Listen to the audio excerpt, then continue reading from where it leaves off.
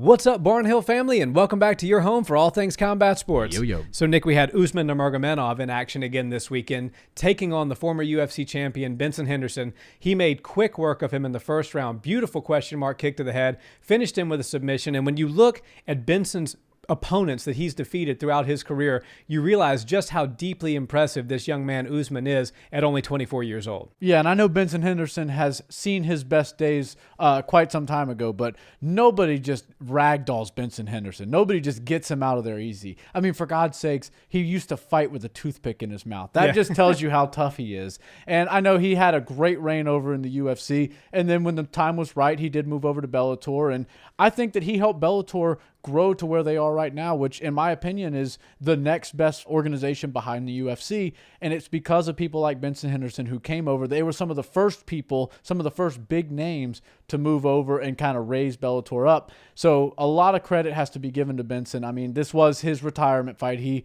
had signed a 4-fight deal and then said if he loses any of them, he's going to call it a career. Unfortunately, you get drawn by Usman Nurmagomedov, which, you know, is basically like the scariest made-up fighter name you could ever have, right? Imagine like Kamaru Usman and a Nurmagomedov. Right. But this is a real person that exists, and now he's the Bellator champion. So I think that this was an amazing way to start the Bellator's Grand Prix. I love the fact that Usman Nurmagomedov has the belt and he's right on one end, and on the other end there's AJ McKee, because I can just see these two coming towards each other for the final, for the $1 million, for the belt on the line, for champ status for AJ McKee, and all of this stuff is on the line. Usman Nurmagomedov looked about as good as a lightweight can look. I think he could compete with anybody in the UFC. And after we saw some of the positions that he was able to put Benson in very early, after that beautiful question mark kick, shows just how high level his grappling is, which everybody has grown accustomed to. You know, you hear the last name Nurmagomedov, you assume that you're going to see some great grappling. But man, that question mark kick was amazing. All the other strikes leading up to that, I know there wasn't a ton before that question mark kick landed and dropped Benson, but there was some great moments on the feet for Usman as well. So this guy's a threat everywhere, and I can't wait to see the next round of the Grand Prix. Absolutely. And I think at only 24 years old, we're seeing just the beginning of how far Usman can go. And I think it's not going to be long before people start bringing his name into the pound-for-pound discussion as far as who's the best lightweight in the world. Because obviously Islam Makhachev is the UFC champion, but Islam's a good 8 years older than Usman, and Usman is doing things in that cage. Now, granted, he fought Benson Henderson, and Islam just had to fight Alexander Volkanovski, so I do understand the difference in opponent there, especially now at this point in Benson's career. But Usman Nurmagomedov is buttoned up as a fighter can be,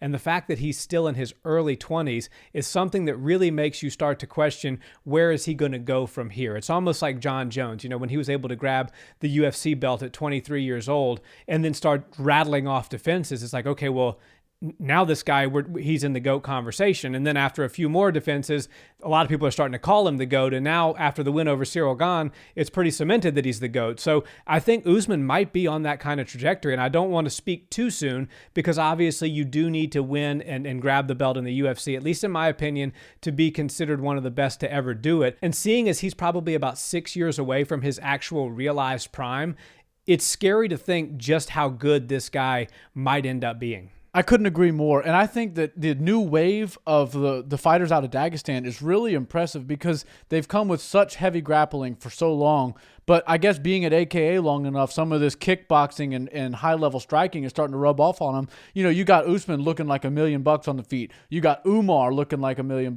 Saeed Nurmagomedov, he lost this weekend, but he looked so good out there. So I think these guys are really starting to say that, hey, we're not just grapplers. We'll come out there and beat you on the feet, and then we'll submit you, or we'll just knock you out cold and then not even have to enter the ground realm.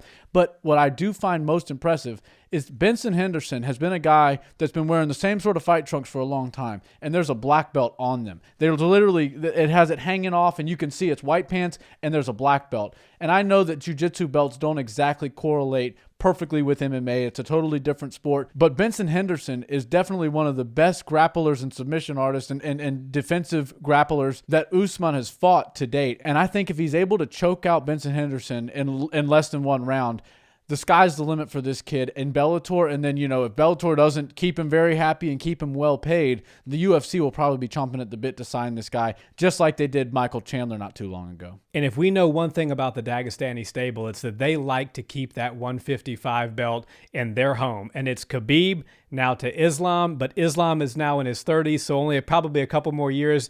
Islam's mom is saying she wants him to retire. I've heard some rumors of that. So what better thing to do than just keep Usman winning, keep him getting better, and then let him grab that belt at 155. For some reason, that belt seems to be very coveted for the Dagestani stable. It's almost like Khabib's lineage, if you will, and he's just passing it down from best friend to cousin to maybe one day his son will have that belt. But it seems like they really like having that belt in their stable, and it seems like Usman, as you said, if Bellator doesn't really keep him happy, the UFC is going to make a major play for him because they've done so much as far as the promotion of Khabib goes. He's such a household name. To bring his cousin into the fold would require almost no extra promotion. He would almost not need an introduction. So look for the UFC to make a big play for this young man when his Bellator contract is up. Yeah, I'm happy Bellator has him signed right now, but at the end of the day, this is all about the best fighting the absolute best. And I think if he's able to just run with this title and basically not have any issues beating anybody at Bellator, we're going to have to see him take that leap into the UFC